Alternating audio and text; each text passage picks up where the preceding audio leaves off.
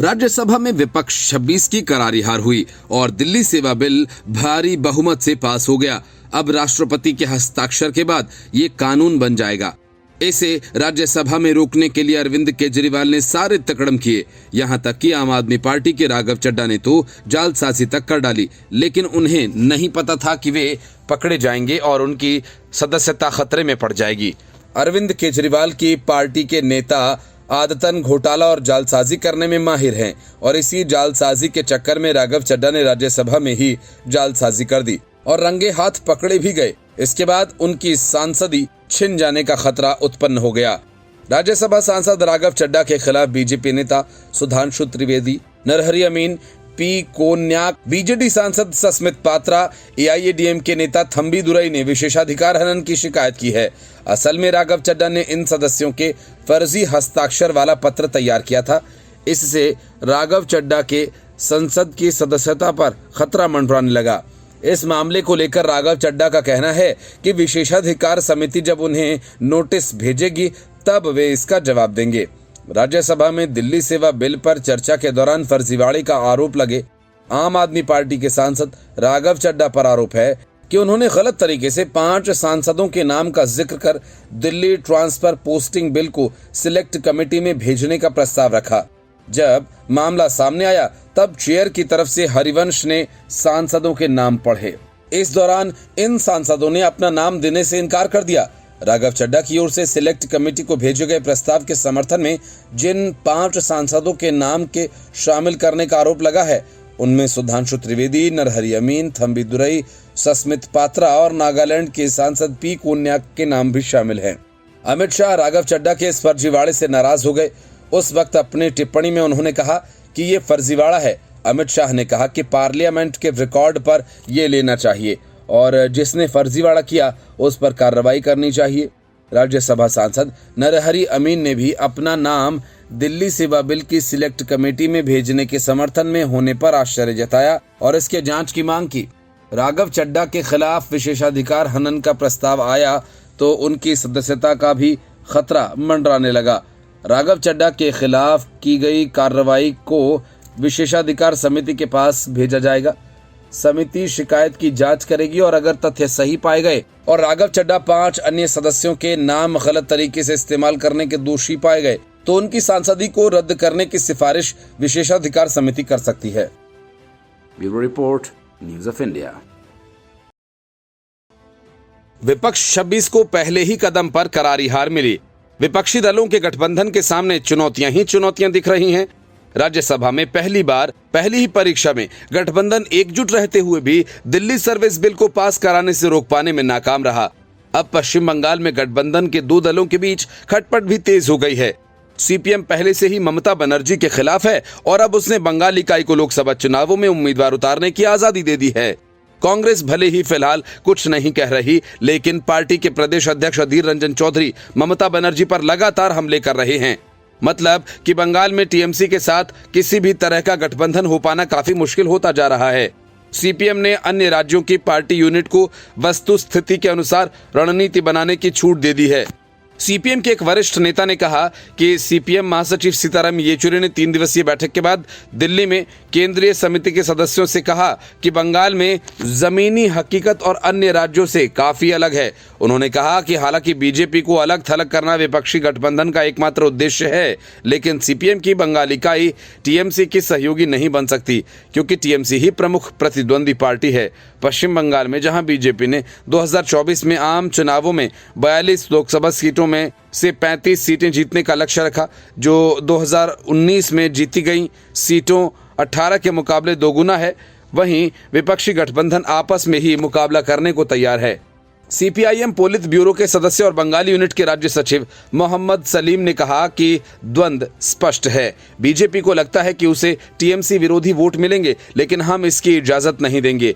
अब कांग्रेस को बंगाल पर अपना फैसला लेने दीजिए, हमने अपना मन बना लिया है। 2011 के विधानसभा चुनावों में जिसमें टीएमसी ने 34 साल पुरानी वाम मोर्चा सरकार को उखाड़ फेंका था, ममता बनर्जी की सहयोगी थी। बाद में कांग्रेस पार्टी गठबंधन से बाहर हो गई थी। अब सीपीआईएम के रुख से अटकलें शुरू हो गई हैं। बंगाल में कांग्रेस भी इसी तरह की रणनीति अपना सकती है। एक वरिष्ठ कांग्रेस नेता ने नाम न बताए जाने की शर्त पर कहा कि टीएमसी के साथ चुनावी गठबंधन के लिए जाना, जिसके खिलाफ हमने 2014 के लोकसभा चुनावों के बाद से सभी चुनाव लड़े हैं, केवल भाजपा की मदद करेगा और गठबंधन के मूल उद्देश्य को खत्म कर देगा। ऐसे में सभी टीएमसी विरोधी वोट बीजेपी की झोली में जा सकते हैं। उन्होंने कहा कि बंगाल की अजीबोगरीब स्थिति पर कांग्रेस के राष्ट्रीय नेतृत्व ने भी चर्चा की है। ममता बनर्जी के कट्टर आलोचक बंगाल प्रदेश कांग्रेस अध्यक्ष अधीर रंजन चौधरी, जो अक्सर मुख्यमंत्री पर भाजपा के साथ घनिष्ठ समझ रखने का आरोप लगाते रहे हैं, टीएमसी के साथ गठबंधन पर कोई टिप्पणी नहीं की। उन्होंने कहा कि भाजपा हानि और लाभ पर अपनी गणना करने के लिए स्वतंत्र है। हम अभी किसी भी गठबंधन से दूर हैं, इसलिए अटकलें लगाने का कोई मतलब नहीं। Bureau report, news of India. Arvind Kejriwal ने अपने घोटालों के सबूतों को मिटाने के लिए पिछले कुछ महीनों में कई गुलाटियां मारी। विपक्षी पार्टियों को झांसे में लिया, कुछ सीटें जीत जाने के लालच में कांग्रेस भी फंस गई और केजरीवाल से हाथ भी मिला लिया। लेकिन खेल जमा नहीं। पहले दिल्ली और फिर पंजाब कांग्रेस ने केजरीवाल के खिलाफ मोर्चा खोल दिया और उसके बाद अब गुजरात कांग्रेस भी केजरीवाल के साथ गठबंधन पर नानुकुर करने लगी है। केजरीवाल जिस बड़े उद्देश्य के लिए विपक्ष 26 में शामिल हुए थे, वे तो संसद के दोनों सदनों में बुरी तरह से ध्वस्त हो गया और अब गठबंधन के नाम पर कांग्रेस की 3 राज्य इकाई तैयार नहीं है। आम आदमी पार्टी की गुजरात इकाई के प्रमुख ईशुदान गढ़वी ने ये कहकर खलबली मचा दी कि पार्टी गुजरात में आगामी लोकसभा चुनाव सीट बंटवारे के फॉर्मूले के तहत कांग्रेस के साथ लड़ेगी, क्योंकि दोनों पार्टियां विपक्षी गठबंधन की सदस्य हैं। वहीं गढ़वी के बयान पर प्रतिक्रिया देते हुए कांग्रेस ने कहा कि पार्टी केंद्रीय नेतृत्व के निर्देशों का पालन करेगी। आम आदमी पार्टी और कांग्रेस दोनों विपक्षी गठबंधन का हिस्सा हैं। हालांकि इस चुनावी गठबंधन को लेकर चल रही बातचीत अभी प्राथमिक स्तर पर है।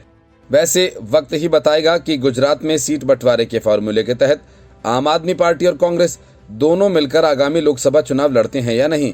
भाजपा ने कहा कि आम आदमी पार्टी और कांग्रेस के बीच संभावित गठबंधन से सत्तारूढ़ पार्टी की चुनावी संभावनाओं पर कोई असर नहीं पड़ेगा।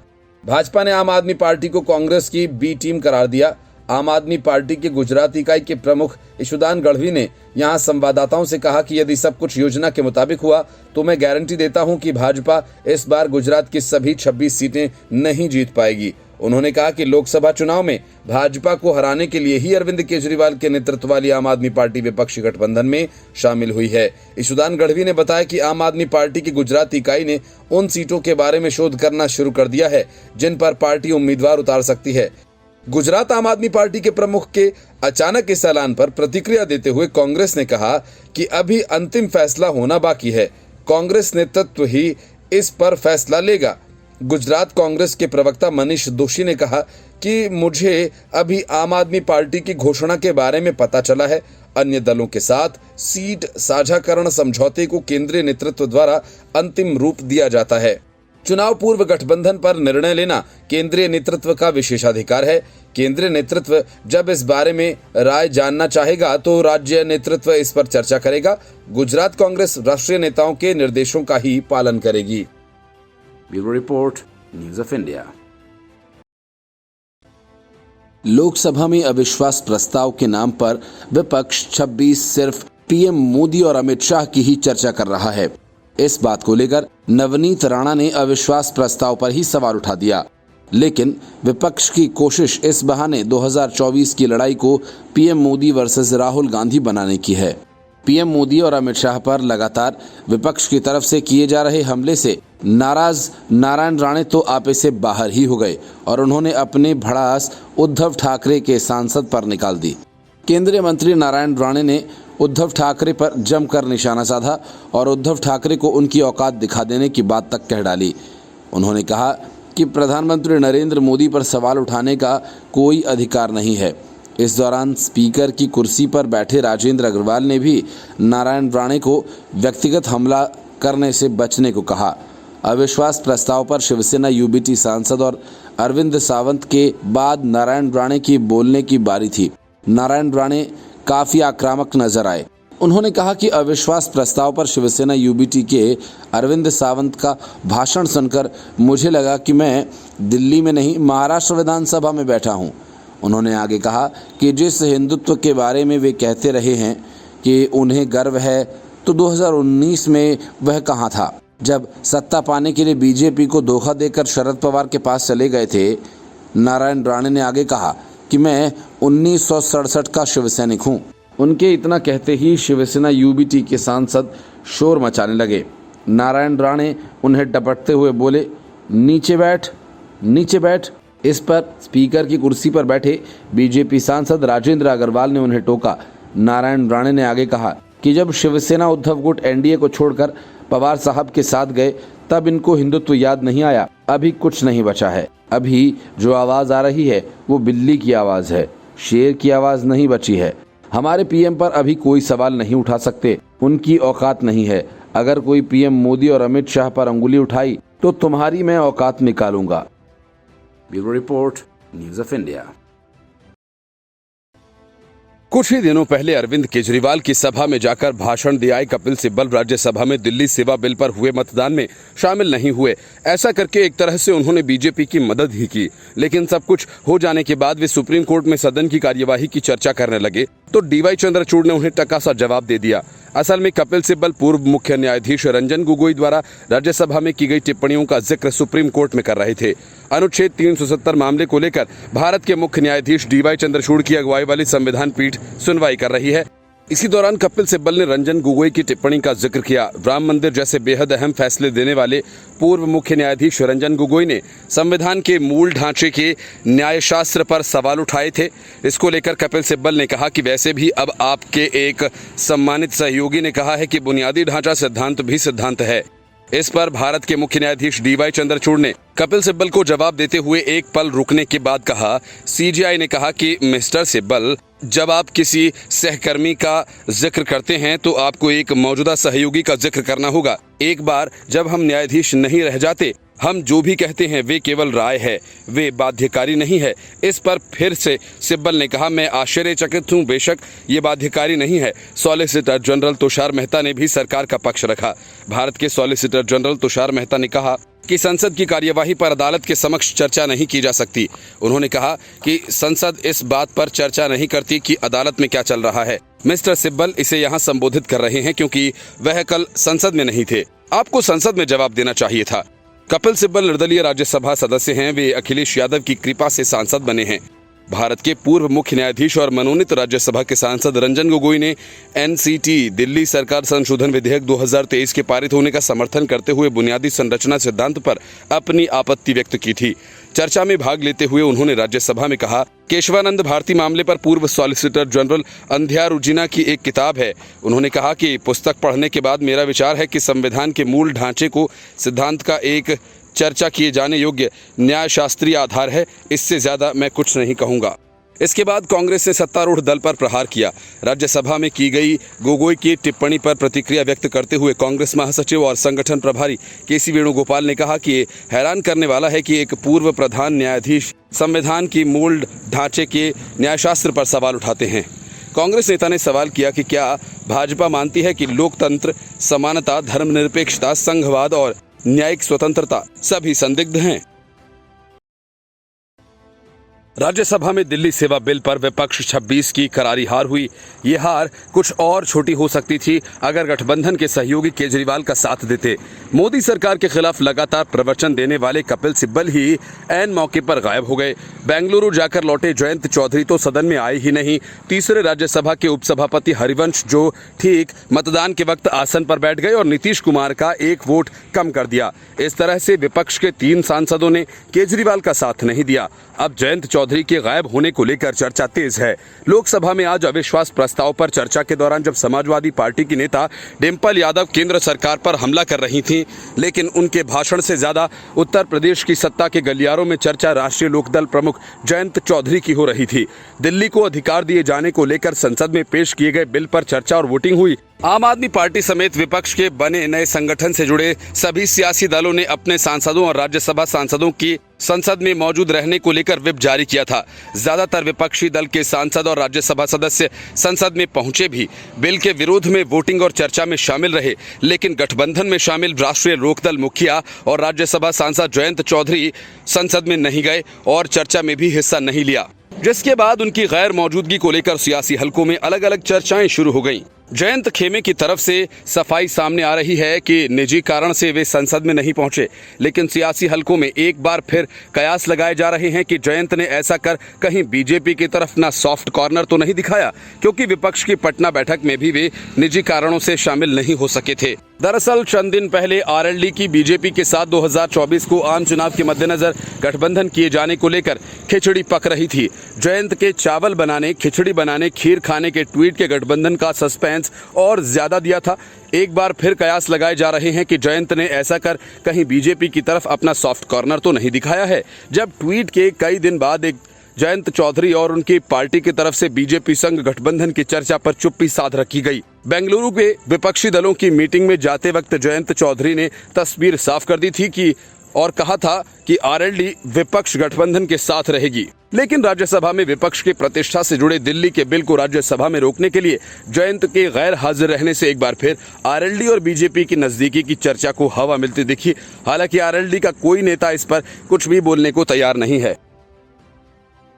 Bureau report, news of India.